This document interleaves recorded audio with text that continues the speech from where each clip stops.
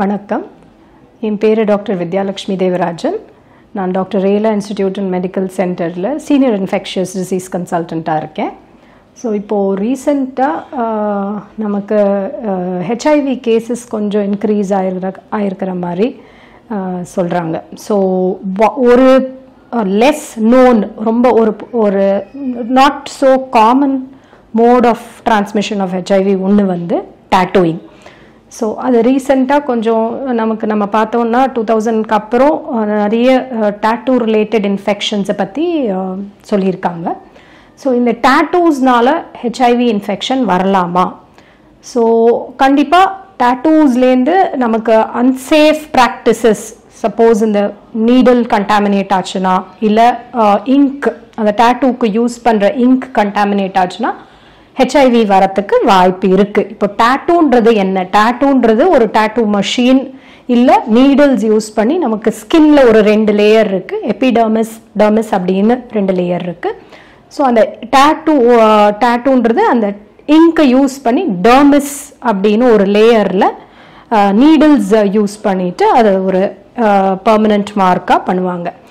So இந்த டேட்டூலேருந்து HIV வரலாமா? Tattoo ப்ரொசீஜர்லேருந்து HIV வரலாமான்னா, tattoo ப்ரொசீஜர்லேருந்து சில பிளட் போன் வைரஸஸ் டிரான்ஸ்மிட் ஆகலாம். அதில் ஒரு வைரஸ் வந்து ஹெச்ஐவி, மிச்ச அதர் வைரஸஸ் வந்து ஹெப்படைட்டிஸ் பி, ஹெப்படைட்டிஸ் சி, இந்த மாதிரி.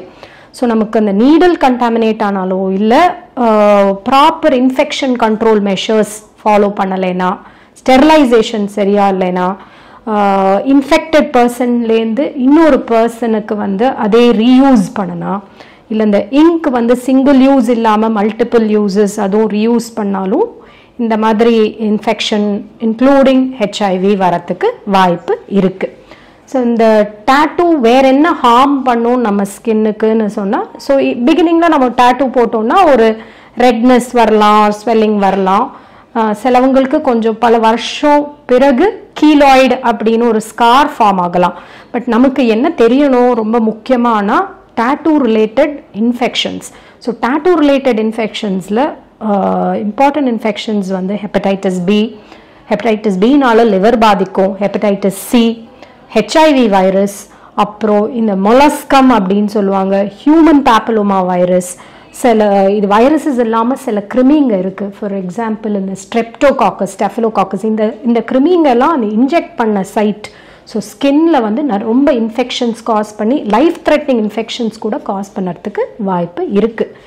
இது எல்லாமே எப்படின்னா கொஞ்சம் ஒரு இந்த ஸ்டெரிலைசேஷன் டெக்னிக்ஸ் இதெல்லாம் அப்ராப்ரியேட்டாக ஃபாலோ பண்ணாமல் இருந்தால் இந்த மாதிரி வரத்துக்கு வாய்ப்பு இருக்குது.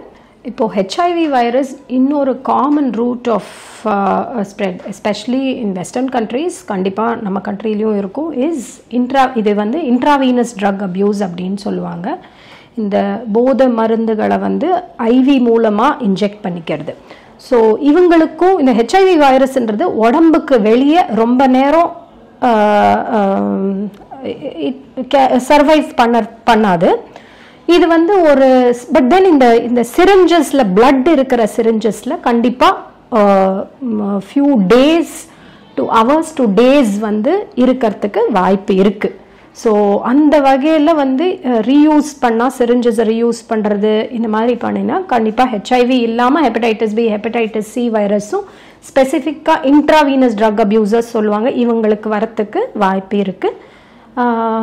அடுத்தது நமக்கு டேட்டூஸ்லேருந்து இன்ஃபெக்ஷன்ஸ் எப்படி, இப்போ சப்போஸ் டேட்டூஸ் பண்ணிக்கிறாங்க வச்சுக்கோங்க, எப்படி வந்து நமக்கு இன்ஃபெக்ஷன்ஸ் வராமல் முடிஞ்ச அளவுக்கு தடுக்கலாம் அப்படின்றது. So first of all tattoos சென்டர்ஸ்க்கு வந்து ஒரு ப்ராப்பர் ரெகுலேஷன்ஸ் இருக்கணும், இன்ஃபெக்ஷன் கண்ட்ரோல் ப்ரோட்டோகால்ஸ் இருக்கணும், ஒரு ஹெல்த் அத்தாரிட்டி ரெகுலேஷன்ஸ் இருக்கணும், ஒரு ட்ரெயின்டு டேட்டூ ஆர்டிஸ்டாக இருக்கணும். அது இல்லாமல் நீடில்ஸ் வந்து ரீயூஸ் பண்ணக்கூடாது, எக்விப்மெண்ட்ஸ் எல்லாம் நல்லா ஸ்டெரிலைஸ் பண்ணணும், அந்த இங்க் யூஸ் பண்ணுறது சிங்கிள் கப் யூஸாக பண்ணணும், அதையும் ரீயூஸ் பண்ணக்கூடாது. அவங்க டேட்டூ ஆர்டிஸ்ட் க்ளவ் போட்டுக்கணும். ஏன்னா நம்ம இப்போ ஹெச்ஐவி மட்டும் இல்லை, நான் மற்ற இன்ஃபெக்ஷன்ஸ் பற்றியும் சொன்னேன். ஸோ அந்த மாதிரி ஸ்டெஃபிலோகாக்கஸ், ஸ்டாஃப் ஆரியஸ் அப்படின்னு ஸோ மற்ற இன்ஃபெக்ஷன்ஸும் ப்ரிவெண்ட் பண்ணணும்னா உங்களுக்கு அந்த ஹேண்ட் ஹைஜீன் யூஸ் பண்ணி க்ளவ் எல்லாம் யூஸ் பண்ணணும். அந்த சரௌண்டிங்ஸ் டேட்டூஸ் அந்த ப்ரொசீஜர்ஸ் பெர்ஃபார்ம் பண்ணுற சரௌண்டிங்ஸ் வந்து நல்ல ஒரு ஹைஜீனிக்காக இருக்கணும். ஸோ இந்த மாதிரி மெஷர்ஸ் எல்லாம் யூஸ் பண்ணி சப்போஸ் டேட்டூ பண்ணிக்கிறாங்கன்னா இந்த சேஃப்டி மெஷர்ஸ் எல்லாம் கண்டிப்பாக இருக்கணும். அப்படி இல்லைன்னா இன்ஃபெக்ஷன்ஸ் வரத்துக்கு வாய்ப்பு இருக்குது. ஸோ மெயினாக HIV plus hepatitis B, hepatitis C, இந்த பிளட் போன் வைரஸஸ்னால இன்ஃபெக்ஷன்ஸ் ப்ரிவெண்ட் பண்ணுறதுக்கு இந்த ப்ரிகாஷன்ஸ் கண்டிப்பாக தேவை. So prevention is always better than cure அப்படின்னு சொல்லுவாங்க. ஸோ இந்த ப்ரிவென்டிவ் மெஷர்ஸ் கண்டிப்பாக யூஸ் பண்ணணும்.